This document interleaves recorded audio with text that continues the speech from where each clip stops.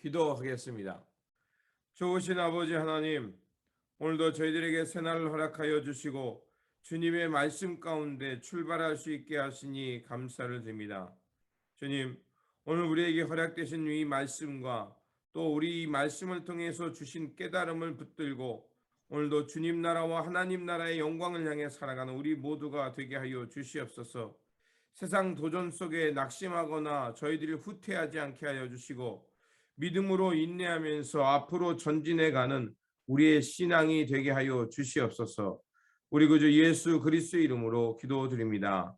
아멘. 오늘 우리에게 주신 말씀은 히브리서 10장입니다. 본문 읽기는 10장 32절에서 39절입니다. 전날에 너희가 빛을 받은 후에 고난의 큰 싸움을 견뎌낸 것을 생각하라. 혹은 비방과 환난으로서 사람에게 구경거리가 되고 혹은 이런 형편에 있는 자들과 사귀는 자가 되었으니 너희가 갇힌 자를 동정하고 너희 소유를 빼앗기는 것도 기쁘게 당한 것은 더 나았고 영구한 소유가 있는 줄 압니다. 그러므로 너희 담대함을 버리지 말라. 이것이 큰 상을 얻게 하느니라. 너희에게 인내가 필요함은 너희가 하나님의 뜻을 행한 후에 약속하신 것을 받기 위함이라. 잠깐 후면 오실 이가 오시리니 지체하지 아니하시리라. 나의 의인은 믿음으로 말미암아 살리라. 또한 뒤로 물러가면 내 마음이 그를 기뻐하지 아니하리라 하셨느니라. 우리는 뒤로 물러가 멸망할 자가 아니오 오직 영혼을 구원함에 이르는 믿음을 가진 자니라. 아멘. 오늘 본문 말씀은 예수 그리스도의 속죄의 제사의 우월성을 전하면서 포기하지 말고 인내하면서 믿음을 지키라는 말씀입니다. 히브리 지혜자는 다시 한번 옛 언약은 제한적이며 그림자에 지나지 않음을 말합니다. 그 피의 제사는 한계와 불완전함을 가지고 있음을 말합니다. 율법의 제사는 그래서 수만 번 또 계속해서 반복해서 드려야 한다는 것입니다. 아무리 그렇게 드린다 하여도 죄를 제거할 수 없는 제한을 가지고 있고 또 그 제한적인 때문에 죄인들이 하나님과 충분한 교제를 또 관계를 맺을 수 없음을 얘기합니다. 하지만 그리스도께서 오셨을 때 그 제한적인 제사는 이제 그리스도께서 자신의 몸을 드리심으로 이제 영원히 유효한 제사로 변화되었음을 얘기합니다. 그래서 14절은 이렇게 말합니다. 세 번역입니다. 그분은 한 번 자기를 바치심으로써 거룩한 사람들을 만들어내셔서 그들을 영원히 완전하게 하셨습니다. 이렇게 말을 하고 있습니다. 예수 그리스도께서 십자가에 그 달려 돌아가신 그 피 흘림의 제사는 결국 이제 율법의 제한적인 제사가 사라지게 하고 이제 그리스도의 제사를 통해서 완전한 그 속죄의 제사가 되었음을 말하고 있는 것입니다.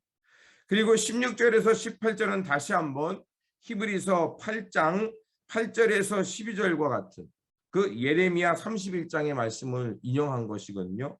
그 말씀을 다시 한번 인용하면서 이제 그리스도의 제사장적 희생 사역이야말로 이것으로 성취되었음을 말하는 것입니다.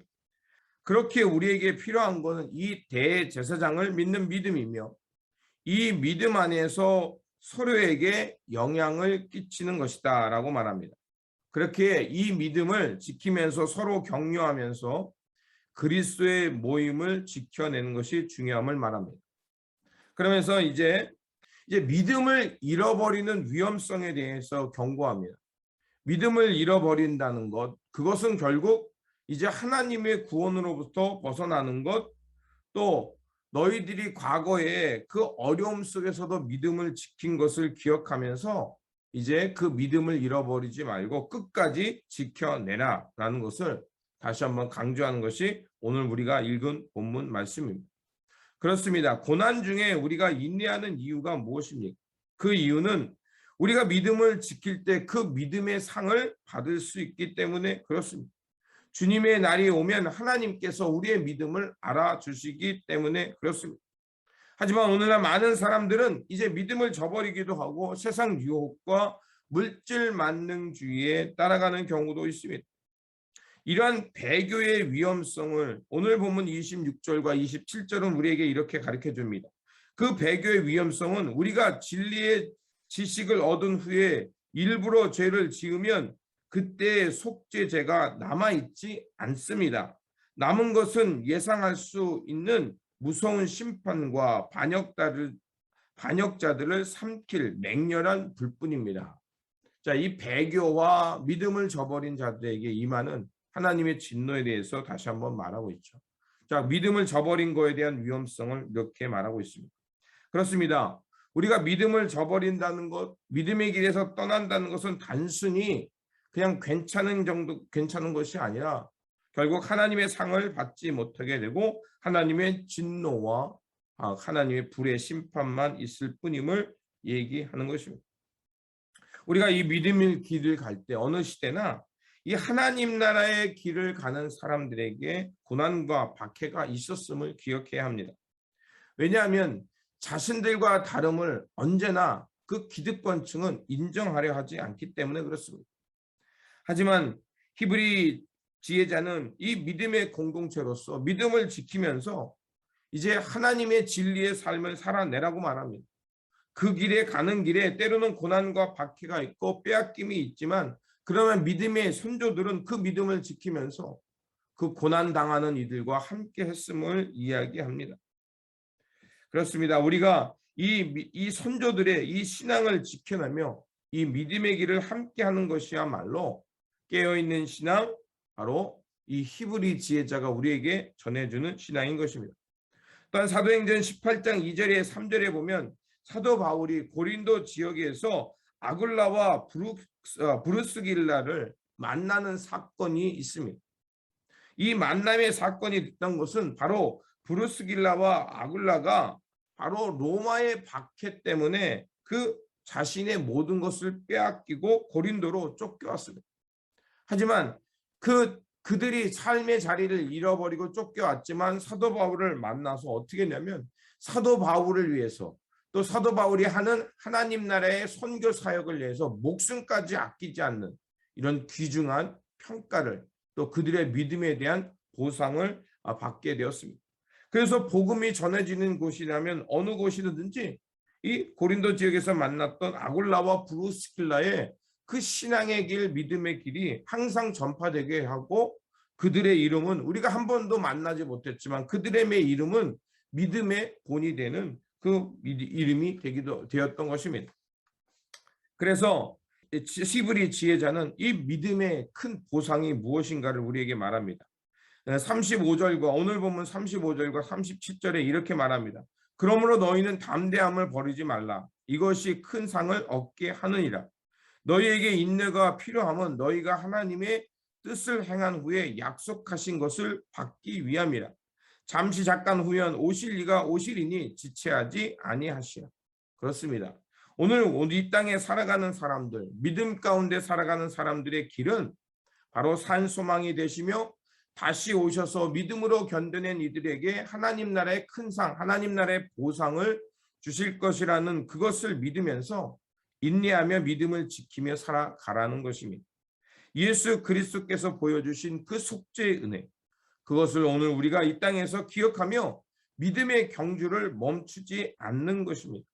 우리가 이렇게 믿음의 길을 지키며 살아갈 때 결국 주님의 날 우리는 믿음의 큰 상을 받게 될 것입니다. 그러면 오늘도 우리에게 주어진 이 세상 속에서 이제 믿음을 지키며 주님과 함께 고난의 자리에 내려가기도 하고 또 때로는 세상으로부터 우리가 비난도 받지만 그러나 인내하면서 그 하나님 나라의 길을 살아내는 것입니다. 우리가 이렇게 그 믿음의 길을 살면서 하나님 나라의 삶을 살아낼 때 틀림없이 우리는 하나님의 큰 상을 받으며 믿음의 승리자가 될 것이라 믿습니다. 오늘도 이 말씀 붙들고 믿음으로 승리하며 살아가시기를 주님의 이름으로 축원드립니다. 기도하겠습니다. 좋으신 아버지 하나님, 히브리 지혜자는 다시 한번 예수 그리스도의 그 속죄제의 우수성을 말씀하면서 이제 예수 그리스도야말로 영원한 우리의 대제사장이며 그 주님을 믿는 믿음이야말로 하나님 나라의 큰 상을 받는 믿음임을 말해 주었습니다.